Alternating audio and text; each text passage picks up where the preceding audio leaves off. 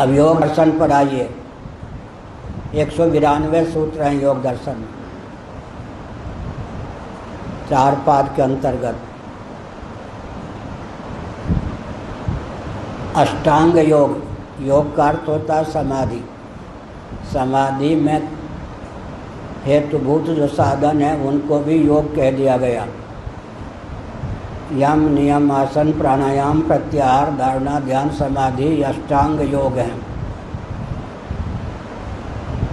यम और नियम में, नियम शब्द से नि हटा दें तो क्या रह जाएगा? यम। इसीलिए भागवत आदि में, उपनिषद आदि में यम और नियम का जो वर्णन किया गया उसमें एक रूपता हो जाती। यम को नियम में भी डाल देते हैं, नियम को यम में भी, क्योंकि दोनों का मौलिक स्वरूप एक ही है। नियम कहने पर केवल नि उपसर्ग अधिक है ना, नहीं तो यम तो दोनों ही है। लेकिन विष्णु पुराण का जो अंतिम अंश है उसमें और योग दर्शन में यम नियम की संख्या निर्धारित कर दी गई है। अन्यत्र यम नियम की संख्या 5 से बहुत अधिक है। 5 यम ही नहीं अधिक, 5 नियम ही नहीं अधिक। लेकिन विष्णु पुराण के चरम अंश में और योग दर्शन में अहिंसा, सत्य, अस्तेय, ब्रह्मचर्य, अपरिग्रह, ये 5 यम बताए गए। शौच, संतोष, तपस्या, स्वाध्याय, ईश्वर प्रणिधान, ये 5 नियम बताए गए। इसका दार्शनिक स्वरूप क्या है? हमारे पास 5 कर्मेंद्रियां हैं, 5 ज्ञानेंद्रियां हैं। अब ये चीज़ आपको शास्त्र सम्मत, युक्ति सम्मत होने पर इस रूप में ग्रंथों में नहीं मिलेगी। पूज्य गुरुदेव ने हमारी टिप्पणी की, धर्म सम्राट स्वामी करपात्री जी महाराज, तुम लिखते हो, बोलते हो सब शास्त्र सम्मत, लेकिन ढूंढने पर मिलना कठिन है। शास्त्र का मनन करके फिर अपने शब्दों में लिखते हो तो जो भाव आवे विलम्ब मत करना, तत्काल लिख लेना। बुद्धि पर भरोसा मत करना, आगे या भाव आवे या ना आवे। 3 दिन पहले पूरी में, रात्रि में, स्वप्न में, जागृत में नहीं, स्वप्न में गणित का बहुत अच्छा विज्ञान प्राप्त हुआ। नींद टूटने के बाद 2 क्षण तक याद था, उस समय लिख नहीं पाया। 2 पंक्ति में लिख लेता तो अब वो पता नहीं क्या था, चूक गए तो चूक गए। बहुत अच्छा एक अद्भुत ज्ञान स्वप्न में गणित पर आया, लेकिन वो गया गया गया गया वो गया आ गया। तो हमने क्या कहा? अहिंसा,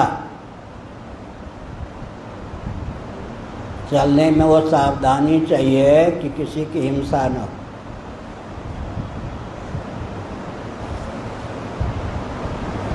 साधु चले पैया पैया, चीटी चीटा बचाए के।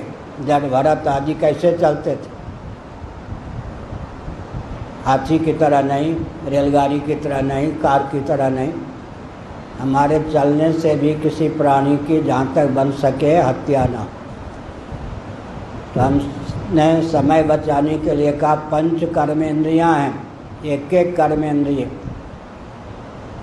में जो विकृति है उसके शोधन के लिए एक एक नियम। अहिंसा का हमने वर्णन कर दिया। ब्रह्मचर्य, जननेन्द्रिय पर नियंत्रण करने के लिए ब्रह्मचर्य। 5 कर्मेंद्रियों में एक एक कर्मेंद्रिय पर संयम प्राप्त करने के लिए 5 नियम हैं। 5 ज्ञानेंद्रियों में एक एक ज्ञानेंद्रिय पर संयम प्राप्त करने के लिए क्या है? 5 नियम हैं। यम नियम सध जाने पर आसन का वर्णन किया गया। आसन स्थूल शरीर की प्रधानता से है, लेकिन विचित्र बात है कि स्थूल शरीर का जो बाह्य हिस्सा है वो 5 ज्ञानेंद्रियों का, 5 कर्मेंद्रियों का भी व्यंजक संस्थान है या नहीं?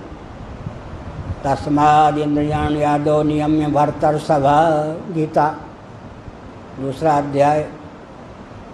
और स्थूल शरीर का जो अंतरंग हिस्सा है 5 प्राणों को और अंतःकरण चतुष्टय अंतःकरण पंचक को व्यक्त करने के संस्थान उसमें है।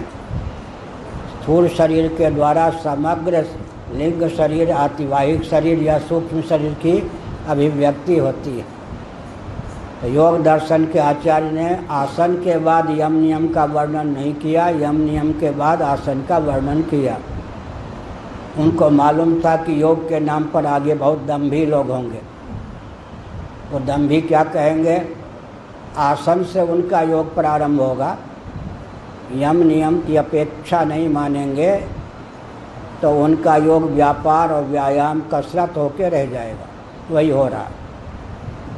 तो व्यक्ति के योग का, व्यायाम का भी महत्व है, दंड बैठक का भी महत्व है, लेकिन अगर समाधि तक जाना है तो यम नियम पुरस्सर आसन का वर्णन होना चाहिए। जीवन में आसन का अभ्यास करना चाहिए। आसन क्या है? स्थूल शरीर की प्रधानता से। स्थूल शरीर को क्या कहते हैं? अन्नमय कोश। अन्नमय कोश से ऊपर कौन है? प्राणमय कोश। उससे ऊपर है मनोमय कोश। उससे ऊपर है विज्ञानमय कोश। उससे ऊपर है आनंदमय कोश।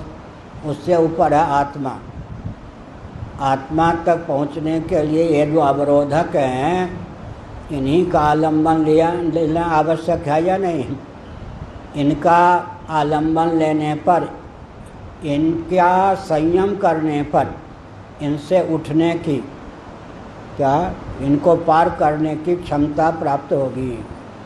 वैसे कह देने से हट, ऐसा नहीं हटता कोई। समझ गया ना?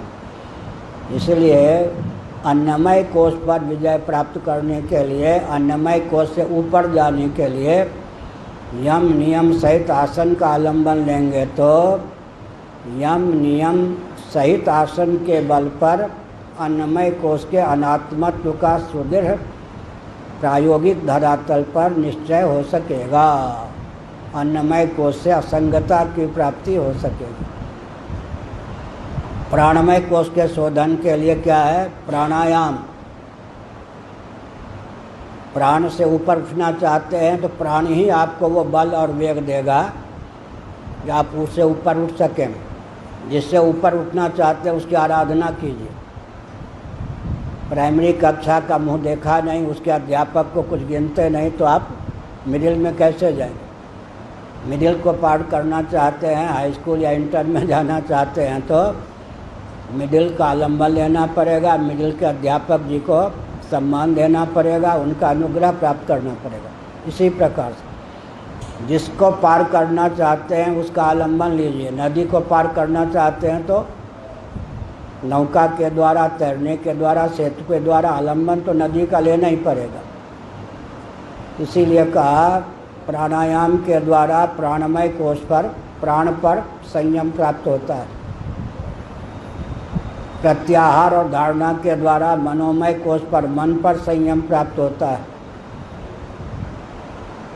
विज्ञानमय कोश बुद्धि सहित 5 ज्ञानेंद्रियां, बुद्धि विज्ञानमय कोश है, विज्ञान है। धारणा ध्यान के द्वारा विज्ञानमय कोश से ऊपर उठने का बल और वेग प्राप्त होता है। समाधि के द्वारा फलात्मक बीजात्मक आनंदमय कोश से ऊपर उठने का बल और वेग प्राप्त होता है। अष्टांग योग हो जाने पर योग दर्शन ज्ञान से मोक्ष मानता है, समाधि उसका साधन है। ये लोगों को मालूम नहीं है प्राय। योग दर्शन ज्ञान से मोक्ष मानता है। तो अविप्लव विवेकक ख्याति जिसको कहते हैं, अविप्लव विवेकक ख्याति तब होगी 5 कोशों के अनुरूप आत्ममान्यता का त्याग कर देंगे, वृत्ति सारूप्य भंग होगा, तब अविप्लव विवेकक ख्याति होगी। अर्थात किसी भी दृश्य, मनोवृत्ति, प्राणवृत्ति के अनुरूप आत्म चैतन्य की मान्यता छोड़ देंगे। मुक्ति हित्वा अन्यथा रूपम स्वरूपेण व्यवस्थिति ही, अन्यथा रूपम हित्वा स्वरूपेण व्यवस्थिति मुक्ति। 5 कोशों के अनुरूप व्यष्टि में ये प्रायोगिक है। इसी का बाह्य रूप है समष्टि। क्या तयोर व्यष्टि समष्टि था। तो योग दर्शन प्रायोगिक धरातल पर क्योंकि भगवान शंकराचार्य ने लिखा जितम जगत के न मन हो ही है ना। विश्व पर विजय प्राप्त करने चले और मन पर विजय है नहीं कर सकेंगे। जितम जगत के न मनो ही है ना, जिसके द्वारा मन जीत लिया गया वो विजय प्राप्त करेगा विश्व पर। पंच कोशों पर विजय प्राप्त करने के लिए, पंच कोशों के शोधन के लिए, तदनुकूल बल और वेग प्राप्त करने के लिए यम नियम आसन प्राणायाम प्रत्याहार धारणा ध्यान समाधि का आलम्बन लेना आवश्यक। स्वरूपानुरूप स्वरूप विज्ञान के लिए विप्लव विवेक ख्याति। हाँ जी, क्या